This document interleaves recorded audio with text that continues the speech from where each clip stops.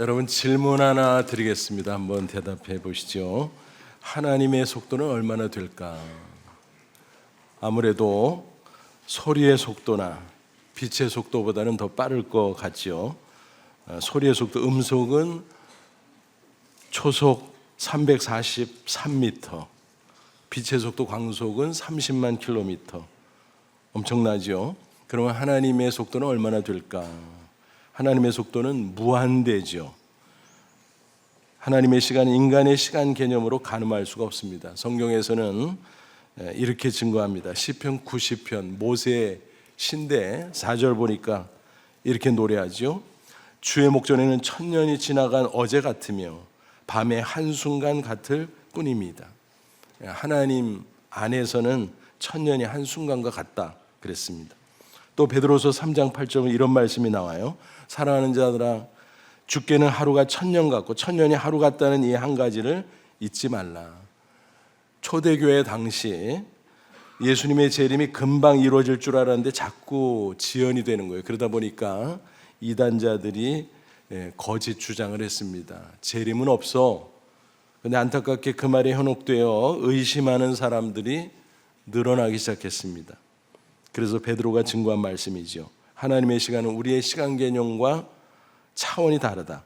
그러므로 빠르다, 늦다, 하나님의 역사하심에 대해서 판단하는 것은 합당치 않다라는 것입니다. 그 시기가 언제든 세계의 복음화가 완수되면 그때 예수님이 재림할 거다라는 것입니다. 이런 조크가 있어요. 한 남자가 하나님과 대화했습니다.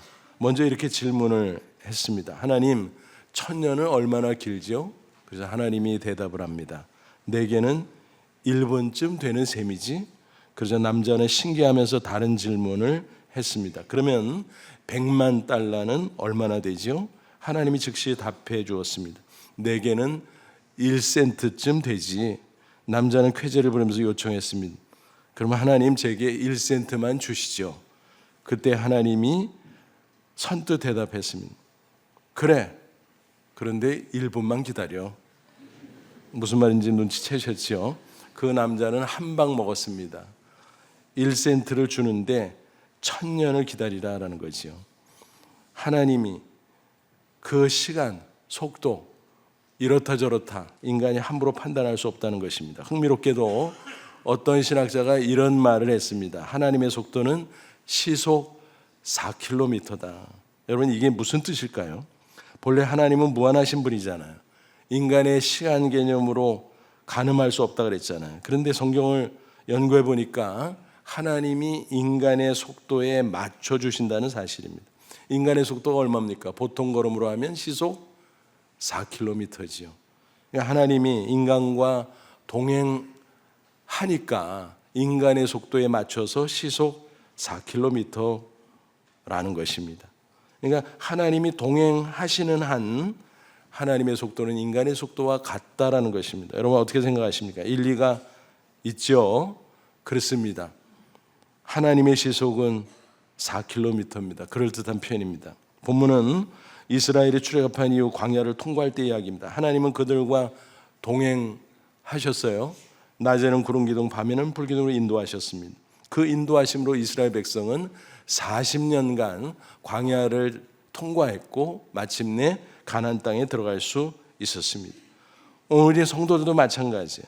하나님이 우리 인생에 동행하면서 인도해 주심으로 우리는 광야 인생을 통과한 이후에 마침내 천국에 들어갈 수 있을 것입니다. 그러므로 승리의 인생을 위해서는 하나님의 인도하심을 받아야 된다라는 것입니다. 아무쪼록 하나님의 인도하심으로 승리의 인생 살다 저 천국에 들어가는 저와 여러분 다 되시기를 주님의 이름으로 축원합니다. 하나님은 이스라엘을 애굽에서 구원해 내신 후 광야에서 그들과 함께 동행하십니다. 그러면서 한 걸음 한 걸음 인도해 주시는 것을 우리가 볼 수가 있습니다. 따라서 하나님을 가리켜 이렇게 표현할 수 있을 것입니다. 시속 4km의 하나님. 인생은 마치 광야를 통과하는 것 같아서 흔히 광야 인생 비유적으로 표현하는 거 아니겠습니까? 광야의 특징은 어떻습니까? 길이 없어요. 모래로 가득하고 발자국을 남긴다 해도 잠시 후 바람 한 번 불면 다 사라져 버립니다. 어디가 어딘지 잘 몰라요. 게다가 초행길이라면 더더욱 방황할 수밖에 없을 것입니다.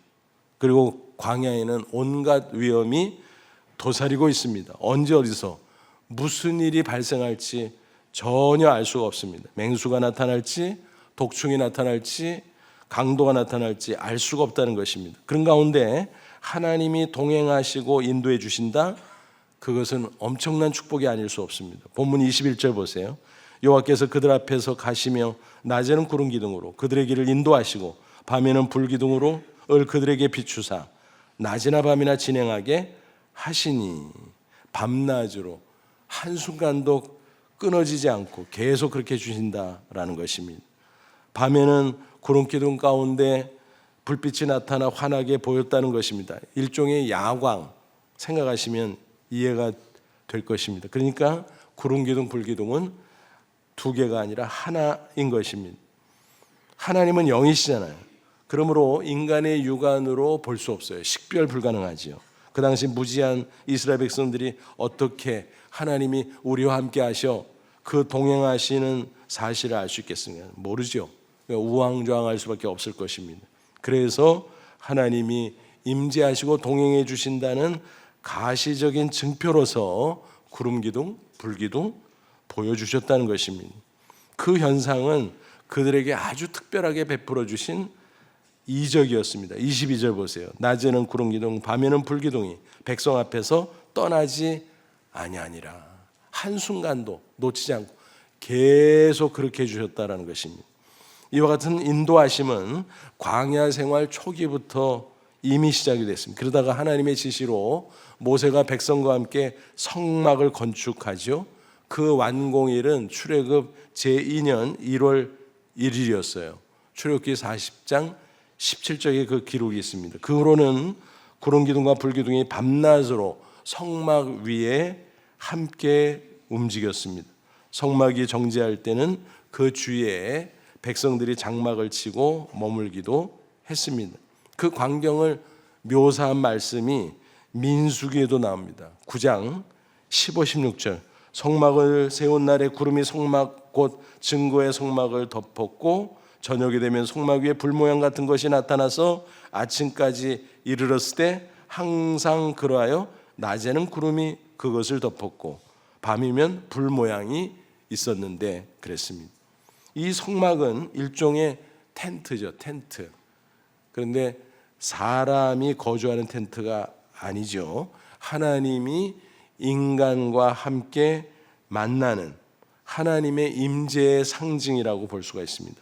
나중에 가나안 땅에 정착한 이후에는 성막 대신에 건물 성전이 세워지죠. 그러니까 성막은 성전의 전신이다. 그렇게 이해하시면 되겠습니다. 하나님이 눈에 보이지 않으니까 백성들에게 믿음을 주기 위해서 내가 너희들과 함께해.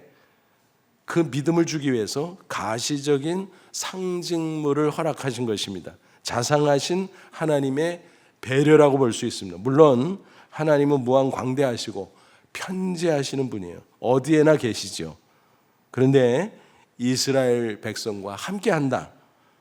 그것을 나타내기 위해서 성막을 사용한 겁니다. 그런 점에서 성막을 회막이라고 부르기도 합니다.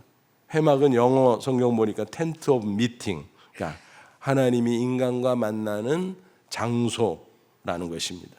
그러니까 하나님은 성막을 통해서 백성들과 함께 늘 계셨습니다. 그것을 가시적으로 보여주셨습니다. 그 위에 임재하는 구름 기둥, 불 기둥, 앞장서 길을 인도해 주었습니다. 그리고 낮에 더위, 밤에 추위에서 보호하고 지켜주기도 했습니다. 여러분 오늘날도 마찬가지입니다. 하나님은 우리 인생의 가이드가 되셔서 항상 함께 해주세요. 동행하세요. 한순간도 떠나지 않는다는 사실입니다. 히브리서 13장 5절 내가 결코 너희를 버리지 아니하고 너희를 떠나지 아니하리라 그랬습니다. 하나님이 광야에서 이스라엘 인도하실 때 시속 4km라 그랬죠. 하나님 자신은 무한 속도를 낼 수 있지만 우리에게 맞춰주셨다는 것입니다.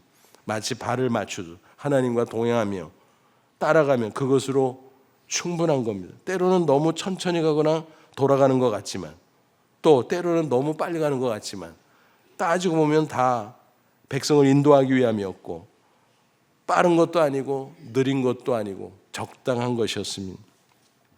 문득 이런 생각을 해봤습니다. 이스라엘 백성들은 참 좋았겠다. 눈으로 보면서 따라가기만 하면 됐잖아. 우리도 눈에 보이는 구름기둥 불기둥이 있으면 좋을 텐데. 근데 여러분, 이 생각은요 어리석고 부질없는 겁니다. 왜냐하면 요즘처럼 빌딩 숲에 사는 사람들로서는 오히려 불편해요. 거추장스러워요. 그거 어떻게 따라다닙니까? 다 가려서 보이지도 않죠. 구름기둥 불기둥은 광야 시대의 내비게이션이었어요. 우리가 종종 인간이 발명한 신기한 물건들을 보면 야, 신기하다. 근데 성경 읽다 보면 그게 나와. 내비게이션도 나오잖아요. 광야 시대의 구식 내비게이션, 구름기둥과 불기둥, 맞죠? 우리는 신식 내비게이션을 사용하면서 길 안내를 받고 있습니다. 근데 그것은 도로 안내지 인생의 안내는 아닙니다. 인생길 인도는 전혀 다른 차원. 다행히 하나님은 신약시대 우리 성도들을 위해서 일반 내비게이션보다 훨씬 더 편리하고 훨씬 더 좋은 방식의 영적인 내비게이션을 허락해 주셨다는 사실입니다. 설명해 드릴게요. 예수님은 삼위일체 가운데 하나님의 아들이잖아요. 이 세상에 인간의 육신을 입고 오셨어요. 그러니까 보이지 않는데 보이는 인간의 모습으로 오셨다라는 것입니다. 그것을 신학 용어로는 성육신, 인카네이션이라고 해요. 일반 용어는 뭐예요? 성탄이죠. 성탄. 예수님은 그 모습으로 33년가량 사람들과 함께 계셨어요. 그리고 사람들의 죄를 대속하려고 십자가에 피 흘려 죽으셨다가 부활하셨고 또 승천하셨습니다. 지상에 계실 때는 육신으로 사람들과 함께하면서 보이지 않는 하나님을 보여줬습니다. 그래서 그 당시 사람들은 예수님을 통해서 저분이 하나님의 아들이구나, 저분을 보니까 하나님 아버지도 알겠다, 그렇게 느끼고 확신하면서 살았다라는 것입니다. 그러다가 예수님이 부활하시고 승천하셨잖아요. 그때 뭐라고 말씀하셨나요? 지상명령을 주시고 맨 끄트머리에 약속으로 주신 말씀이 있어요. 마태복음 20장 28장 20절 볼지어다 내가 세상 끝날까지 너희와 항상 함께 있으리라. 여러분, 이 말씀을 물리적으로 해석하려고 하면은 도저히 이해가 안 돼요. 오히려 어처구니가 없죠. 그렇지 않아요.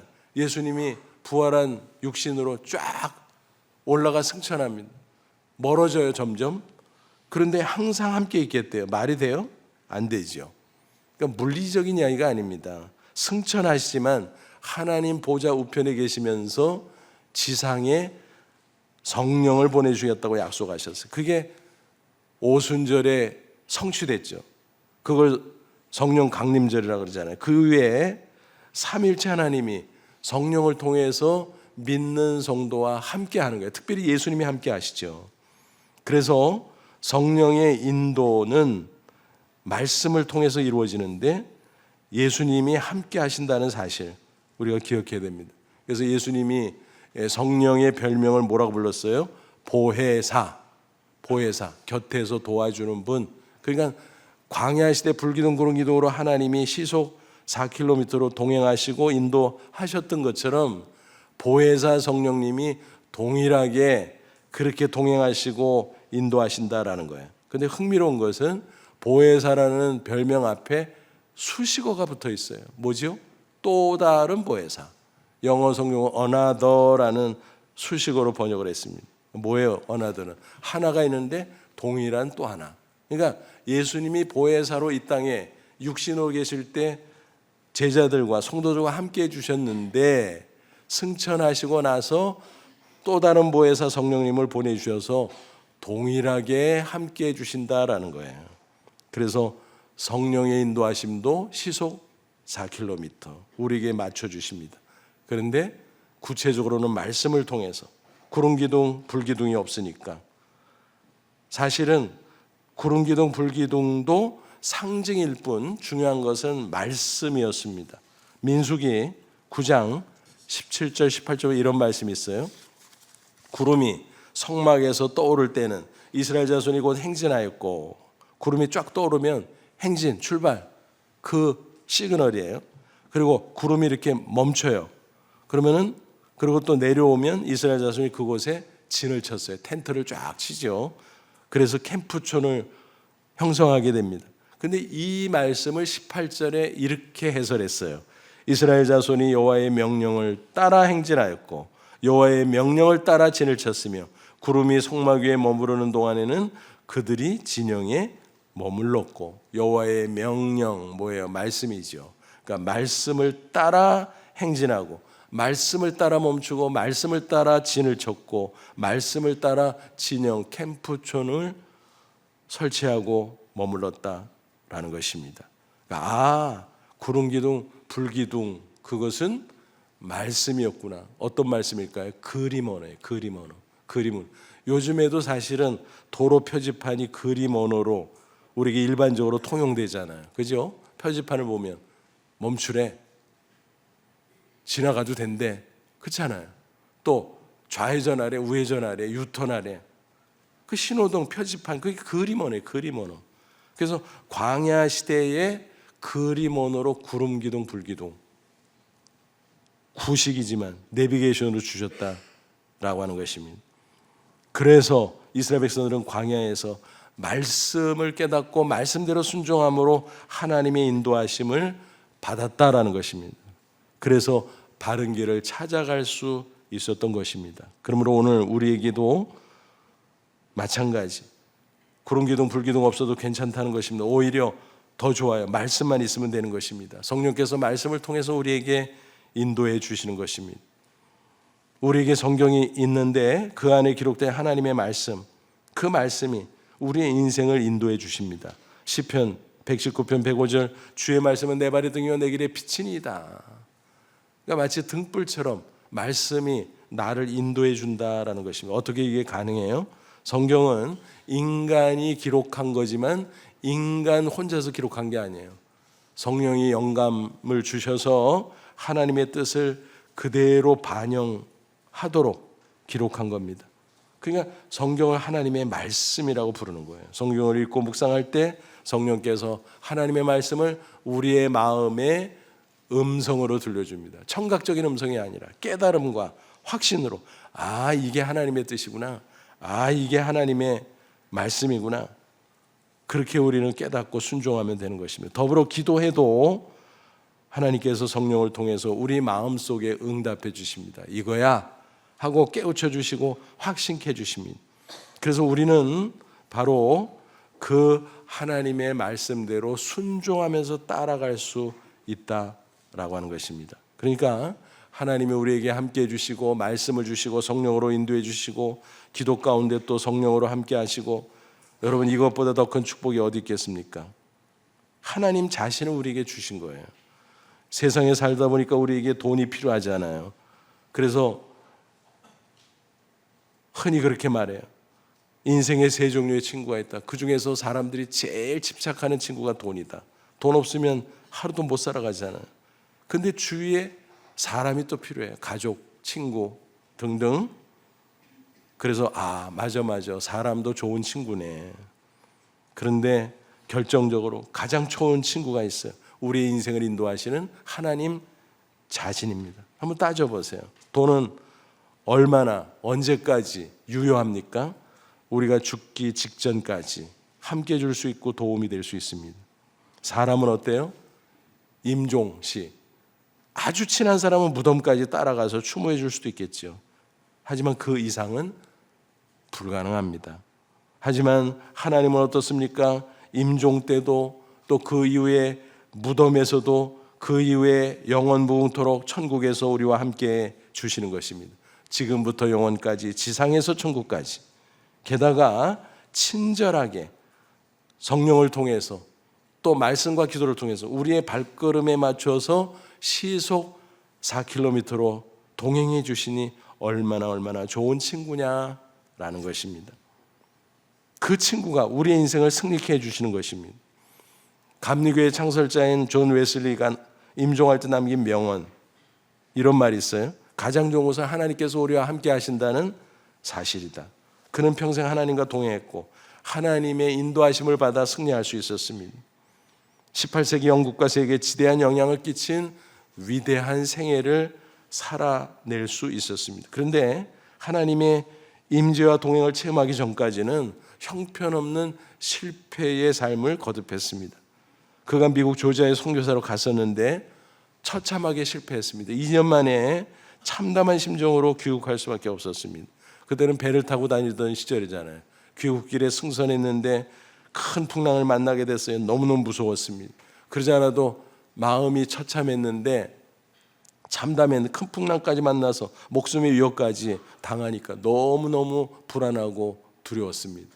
그런데 한켠에 보니까 모라비안 교도들이 삥 둘러 앉아서 침착한 모습으로 찬양하고 기도회를 하는 거예요. 아니, 저 사람들은 무섭지도 않나? 너무너무 궁금했습니다. 다행히 몇 시간이 지나서 큰 풍랑이 잦아들었는데 그 중에 한 사람에게 다가갈 수 있었습니다. 그리고 질문했습니다. 당신들은 두렵지 않았소? 그가 이렇게 대답했습니다. 아니, 두렵긴 뭐가 두려워요? 전능하신 하나님이 우리와 함께 하시는데. 맞아. 나도 하나님을 믿고 저 사람들도 하나님을 믿는데 무슨 차이지? 그는 너무너무 충격을 받고 고민하기 시작했습니다. 그러다가 런던에 도착했는데 올더스게이트 거리에서 모라비안 집회가 있다는 거예요. 그래서 찾아갔어요. 그 집회에 참석했다가 성령의 임재를 강력하게 체험합니다. 성령 충만해진 거죠. 성령의 인도를 받게 된 겁니다. 그래서 그는 담대하게 그때부터 세계는 나의 교구라고 외치면서 말씀 사역에 매진하게 됩니다. 기록에 의하면 그는 하루 평균 4번 내지 5번 설교를 했다고 합니다. 그리고 선교사들을 각지에 파송하고 그들과 동역하는 가운데 순회하며 복음을 전했다고 합니다. 평생 42,000번의 설교를 하고 평생 40만 킬로미터의 전도 여행을 다녔다고 합니다. 그 당시에는 말을 타고 다니던 시절이잖아요.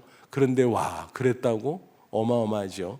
그의 삶 자체가 기적이었던 것입니다. 그가 이처럼 위대한 인생을 살아갈 수 있었던 것은 그 본인의 역량이 아니었습니다. 하나님의 임재, 동행, 그리고 인도하심 때문이었다는 사실입니다. 그러므로 정확하게 표현하면 존 웨슬리가 위대했던 것이 아니라 그와 함께 하시고 인도해 주신 하나님이 위대하신 것입니다. 부디 저와 여러분도 하나님과 동행하며 그 인도하심을 받음으로 꼭 승리하시기를 주님의 이름으로 축원합니다. 그러면 구체적으로 하나님의 인도를 받는 성도의 자세는 어떤 것들일까요? 무엇보다도 하나님을 신뢰해야 되겠죠. 하나님 나와 함께 하셔. 하나님이 나를 올바로 이끌어 주실 거야. 그걸 신뢰하고 따라가야 됩니다. 말씀 순종이죠. 그런데 어떤 때는 돌아가는 것 같아요. 우회. 또 어떤 때는 너무 느리게 가는 것 같아요. 야, 이게 되겠나 싶어요. 그래도 인내하고 따라가야 한다는 것입니다. 우리 생각에는 하나님의 인도하심이 어떤 때는 너무 빠르다고 느껴질 때도 있고 어떤 때는 너무 느리다고 느껴질 때도 있습니다. 하지만 하나님 편에서는 적절한 속도로 가고 있는 것입니다. 빠른 것 같아도 느린 것 같아도 알고 보면 시속 4km 우리에게 맞춰져 있다는 것입니다. 그러므로 전적으로 하나님을 신뢰하고 따라가면 우리에게 큰 축복이 됩니다. 하나님의 인도하시면 실수가 없지요. 반드시 우리를 바른 길, 승리의 길로 인도하시는 것입니다. 우리가 하나님의 인도하심 대신에 세상을 막 따라가다 보면 잘못되기 일쑤예요.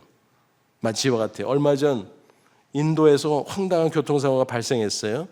자동차 운전자가 구글 지도를 보고 열심히 운전하고 달려가다가 봉변을 당했습니다. 다리가 끊어진 것을 모르고 가다가 그 아래로 떨어져 탑승자 3명이 사망했다는 이야기입니다. 그 기사를 보면서 너무너무 황당했어요. 안타깝기도 하고 야, 이게 뭐냐 이게. 여러분, 세상을 믿고 따라가다가 이런 황당한 일을 당할 수도 있어요. 경우에 따라서는. 잠언 14장 12절 어떤 길은 사람이 보기에 바르나 필경은 사망의 길이니라 그랬어요. 자기는 야, 이렇게 가면 잘 되겠지, 옳겠지. 근데 사망이 나와, 멸망이 나와. 얼마나 황당해요. 여러분 잘 생각해 보세요. 인생이 잘못되는 원인이 뭘까요? 망하는 이유가 뭘까요? 잘 생각해 보세요. 내 마음대로 살아서 그래요. 내 생각대로, 내 소원대로 살아서 그래. 아니, 인생은 내 마음대로 살고 내 생각대로 살고 내 소원대로 사는 거 아니야?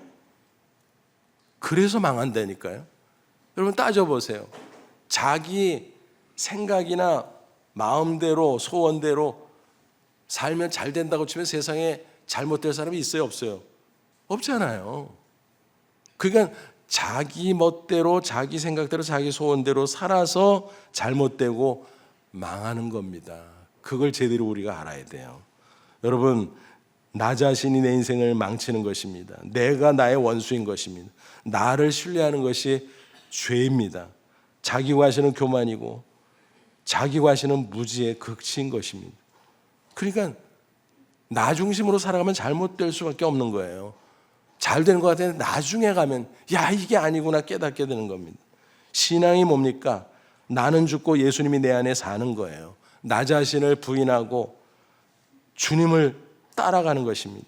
그럴 때 승리한다는 거예요. 잠언 3장 5절 6절 너는 마음을 다해 여호와를 신뢰하고 내 명철을 의지하지 말라.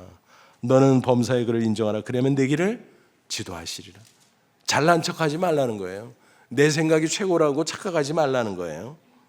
하나님만 신뢰하고 하나님 말씀대로 순종하고 따라가라는 거예요. 그러면 잘 인도해 주시겠다는 거예요. 그게 우리의 삶 속에서 체험될 때 우리는 온전한 신앙생활을 할 수 있는 것입니다. 옛날 미국 서부 개척시대에 유명한 이야기죠. 골드러시가 있었잖아요. 서부에 금이 나온다는 거예요. 동부에 주로 사람들이 거주하고 있었는데 그 소문을 듣고 너도 나도 많은 사람들이 서쪽으로 달려가기 시작했습니다. 하여간에 먼저 도착하는 사람이 임자야. 그냥 금 거놓으면 자기 있게 되는 거예요. 금광이 막 자기 있게 되면 뭐 얼마나 수지 맞습니까? 벼락부자 되는 거 아니겠습니까? 그런데 신기한 일이 벌어졌어요. 하나님의 말씀대로 주의를 꼬박꼬박 지키고 간 사람들과 하나님의 말씀이고 뭐고 먼저 가는 게 장땡인데 뭘, 그리고 경쟁적으로 막 달려간 사람들과 어떤 차이가 났을까요? 인간적 계산으로는 경쟁적으로 막 달려간 사람이 빨리 도착해서 많이 차지했을 것 같은데 전혀 아니었습니다. 정반대의 결과가 나타났다는 것입니다. 하나님의 말씀대로 주의를 지키면서 갔던 사람은 쉬엄쉬엄 간 것 같은데 오히려 영육간에 강건했고 아무런 문제 없이 먼저 도착할 수 있었습니다. 반면에 말씀을 무시하고 주일도 안 지키고 빨리빨리 우리가 빨리 가야 돼, 먼저 찾아야 돼, 그랬던 사람들은 무리한 나머지 중간에 지치고 그래서 더 많이 쉴 수밖에 없었어요. 또 병들어서 낙오하고 결국 탈락하거나 나중에서야 도착하거나 그렇게 됐다는 것입니다. 여러분, 인생 사는 게 자기 계산대로 안 되잖아요. 우리가 살아봐서 알잖아요. 근데도 계속 그렇게 살면 얼마나 어리석은 겁니까? 오직 하나님 신뢰하고 하나님 말씀대로 순종하는 게 하나님의 인도하심을 받는 비결이고, 그래야 승리의 인생이 펼쳐질 줄로 믿습니다. 그게 인생의 상책이에요. 근데 때로는 이럴 때가 있어요. 우리를 헷갈리게 하는, 하나님이 우회시키는 거예요. 삥 돌아가게. 아니 왜 이렇게 돌리셔? 또 천천히 가는 거예요. 왜 이렇게 느려 터져? 그럴 때가, 그럼 우리 마음이 흔들리죠. 이렇게 해도 되는 거야? 잘못되는 거 아니야? 싶지 않아요. 아닙니다. 잘 되고 있는 거예요. 17절 보세요. 바로가 백성을 보내는 블레셋 사람들의 땅의 길은 가까울지라. 이건 뭐냐 하면 지중해 해변길이에요. 그쪽으로 사람들이 많이 다녀요. 블레셋 그 도시들도 많이 있어요. 그러니까 도로가 비교적 양호하고 사람들도 많고 뭐 편리한 것도 많고, 그리고 가나안 땅에 가는 거리가 직선 코스가 가까워. 근데 하나님이 뭐라 그랬어요? 하나님이 그들을 그 길로 인도하지 않고 뭐야? 그거 어디로 인도한다는 거야? 18절 보세요. 그러므로 하나님이 홍해의 광야 길로 돌려, 우회시켜 삥 돌려 이 백성을 인도하시며, 뭐야 이거는? 홍해 쪽 사막, 시내 광야 방향이죠. 사막을 통과시키는 겁니다. 그리고 홍해 바다가 가로막고 있는 방향이래요. 그 뭐야? 홍해 바다 어떻게 됐어요? 마른 땅처럼 갈라주셨잖아요. 통과할 수 있었잖아요. 그러니까 하나님이 잘못된 길로 인도하는 게 아니에요. 삥 돌아가도, 우회시켜도, 느리게 가는 것 같아도 다 하나님에게는 생각이 있고 뜻이 있는 겁니다.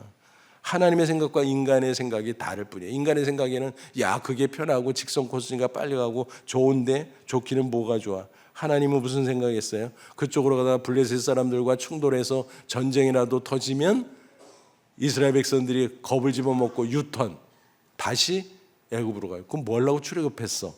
그렇잖아요. 그러니까 하나님이 알아서 인도한 거예요. 알아서. 하나님이 느리게 이끄시는 것 같지만 그래서 우리가 손해볼까? 전혀 아닙니다. 전혀 아닙니다. 오히려 잘 되는 경우가 많아요. 하나님이 섭리하시기 때문에, 타이밍을 맞춰주기 때문에. 그래서 갈라디아서 6장 9절 뭐라고 말씀하죠? 우리가 선회가 돼 낙심하지 말지니 포기하지 않으면 때가 이름에거든요. 때가 이름에. 영어 성경 보니까 뭐라고 번역했네? At the proper time. 뭐예요? 가장 적절한 때에 타이밍 맞춰서 잘해 주신다라는 거예요. 그러므로 느리게 가는 것 같아도 하나님이 인도하시는 게 맞다면, 우회해서 가는 것 같아도 돌아서 가는 것 같아도 하나님이 인도하시는 게 맞다면, 말씀대로 순종하고 따라가는 게 맞다면 걱정할 필요가 없다는 것입니다. 하나님의 때가 있는 거예요. 하나님이 적절하게 해주실 것입니다. 대표적인 케이스가 요셉 경우잖아요. 그가 감옥에 갇혀있을 때 얘기잖아요. 고위관리 출신, 떡 굽는 관원장, 술 맡은 관원장, 왕에게 밑보여서 잘렸어요. 감옥에 들어왔으니까 얼마나 불안해요. 왕이 빈정상하면 이제 끌려가서 처형당할 수도 있는 거예요. 그런데 꿈을 꿨어요. 각각. 너무너무 불안했어요. 안색이 안 좋은 걸 보고 나리들 왜 그래요? 꿈을 꿨는데 뭔지 몰라서 불안해서 그래. 얘기해 보세요. 내가 해석해 드릴게. 각각 해석해 줬어요. 그 해석대로 떡 굽는 관원장은 끌려가서 처형을 당했어요. 술 맡은 관원장은 추록하고 복직이 됐어요. 추록할 때 성경에 명시됐잖아요. 어떤 일이 있었을까? 요셉에게 약속했을 것 같아요. 야, 요셉 고마워. 너 내가 보니까 진짜 착실하다. 너 보디발 아내 때문에 들어왔다며. 그 여자 소문이 안 좋아. 네가 당한 거지. 내가 안 봐도 비디오지 뭐. 내가 너 꺼내줄게. 아마 그랬을 거 아니에요? 그런데 나가서 새까맣게 잊어버려요. 시간은 가는데 인간적으로 얼마나 섭섭했을까요? 그런데 만 2년 후에, 창세기 41장 1절, 만 2년 후에 바로가 꿈을 꾸네? 근데 꿈의 뜻을 몰라서 전전긍이에요. 옆에 있는 신하들을 들들 볶아. 그래도 해석할 자가 없어. 그때 술 맡은 관원장이 내가 감옥에 있을 때 히브리 청년 요셉, 그 친구가 꿈은 기가 막히게 해서 빨리 데려와. 왕 앞에 서게 됐습니다. 꿈을 해석해 줬습니다. 그 일을 계기로 일약 애굽의 총리로 추대되죠. 오히려 잘 된 거죠. 여러분, 2년 전에 즉시 추록했던 어떤 일이 벌어졌을까요? 뭐 벌어질 게 뭐 있어요? 노예지. 감옥 속의 노예가 감옥 밖의 노예일 뿐이죠. 그리고 형들이 무서워서 유턴해서 가나안 땅 가겠어요? 애굽에서 노예로 빌빌거리고 살았겠지요. 그런데 2년 후에 하나님이 타이밍을 딱 맞춰줬어. 그리고 2년 후에 맞춰준 이유가 있어요. 하나님으로서는 가장 빠른 때였어요. 왜요? 애굽에서 공직에 나가는 최소 연령이 30세거든. 그때가 30세 때, 만 30세. 얼마나 기가 막혀요. 하나님의 섭리는 이렇게 신기하고 놀라운 줄로 믿습니다. 수년 전 노벨상 수상자로 꼽혔다가 아쉽게 불발된 과학자가 있어요. 서울대 현택환 석좌 교수입니다. 그분은 대학생 시절 CCS 성경 공부를 하다가 살아계신 하나님을 만났습니다. 그 후로 말씀과 기도를 통해서 성령의 인도를 받는 방법을 터득하고 성장했습니다. 하지만 인생이라는 게 광야 인생이잖아요. 항상 어려운 일이 있잖아요. 막막할 때가 있잖아요. 미국 유학 시절 박사과정 중에 있을 때 아무리 열심히 해도 연구 결과 나오지 않는 거예요. 과학자들은 연구 결과 나와야 논문을 쓸 거 아니겠습니까? 그러니까 얼마나 괴로워요. 마치 머리를 콘크리트 벽에 찢는 것처럼 고통스러웠습니다. 미래가 암담하게 느껴졌습니다.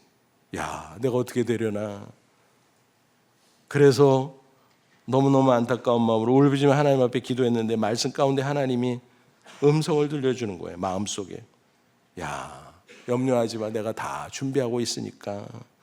그 후 집중해서 하는데 잘 풀렸어요. 논문도 여러 편 쓰고 박사학위도 받고 서울대 교수로 임용 지원을 하게 됐습니다. 근데 흥미로운 것은 기준을 보니까, 평가 기준을 보니까 직전 3년 동안 쓴 논문만 제출하라는 거예요. 그 전에는 쓰지도 않았어. 쓰지도 못했어. 그때 집중적으로 좋은 논문을 많이 썼어. 그래서 임용됐다는 거예요. 얼마나 신기하고 놀라워요. 처음에 막 쓰다가 뒤에 못 썼다면 안 되는 거예요. 근데 처음에 못 썼는데 뒤에 막 잘 썼어. 그러니까 된 거죠. 하나님이 하시는 일이 이렇다는 것입니다. 또 그분이 전공을 바꿨어요. 나노. 그리고 나노 최고의 과학자가 됐습니다. 그런데 주변에서는 아니 왜 바꿔 그거로, 전공 바꾸는 게 쉽지 않잖아요, 공부하다가. 그런데 바꾼 거예요. 어떻게 해요? 말씀과 기도 가운데 하나님이 인도해 주셨거든요. 그게 주요했던 거죠. 그분은 신앙의 맛을 아는 거예요. 야, 살아계신 하나님 인도받는 게 이런 거구나. 그래서 그렇게 바쁜 와중에도 매주 말씀 기도 찬양을 나누는 모임을 이끌고 있습니다. 제자들, 그 모임의 이름이 흥미롭게도 코람데요. 하나님 앞에서 바로 살자. 하나님이 인도하는 대로 따라가자. 그런 겁니다. 그분의 간증을 들으면 때로는 우회하고 느리게 가는 것 같은데 사실은 잘 가고 있는 것이고 사실은 빠르게 가고 있는 것이었다는 사실입니다. 여러분, 우리 인생은 광야를 통과하는 것과 비슷해요. 어디로 가야 할지 모를 때가 많죠. 예상 못한 위험을 만날 때도 있죠. 하지만 우리의 발걸음에 맞춰주시는 시속 4km의 하나님이 계시기에 얼마든지 승리할 수 있다는 사실입니다. 아무쪼록 구름 기둥과 불 기둥보다 더 좋은 말씀과 기도를 통한 하나님의 인도를 받으면서 승리하고 또 승리하다가 저 천국에 들어가는 저와 여러분 다 되시기를 주님의 이름으로 축원합니다. 기도하겠습니다. 잠시 기도할 때 하나님, 시속 4km의 하나님, 살아계신 하나님, 나와 동행하시고 내 인생길을 인도하신 하나님 감사합니다. 구름 기둥, 불 기둥 내 눈에 안 보여도 말씀과 기도 가운데 성령을 통해서 하나님의 음성을 들려주시고 순종하고 따라가면 빠르든 느리든 결국은 승리케 해주시는 것을 감사합니다. 승리의 인생 살게 하옵소서. 그러다가 기쁨으로 천국에 당도하는 저희들 되게 하옵소서. 다 같이 간절한 마음으로 잠시 기도합니다. 하나님 아버지 은혜와 사랑을 진심으로 감사합니다. 이 시간 주의 말씀으로 우리를 새롭게 하시고 축복하시니 감사합니다. 영광 받으시고 주 안에서 승리하며 나아가는 저희들 되게 하옵소서. 시속 4km로 내 인생길을 인도하시며 바른 길로, 축복의 길로, 승리의 길로 인도하심을 감사합니다. 우리는 무조건 주님만 신뢰하며 무조건 주님의 말씀대로 순종하며 끝까지 인내하며 따라가게 하옵소서. 그래서 승리의 인생을 살다가 저 천국의 기쁨으로 당도하는 아름다운 주의 백성들 다 되게 해 주시옵소서. 예수님의 이름으로 기도하옵나이다.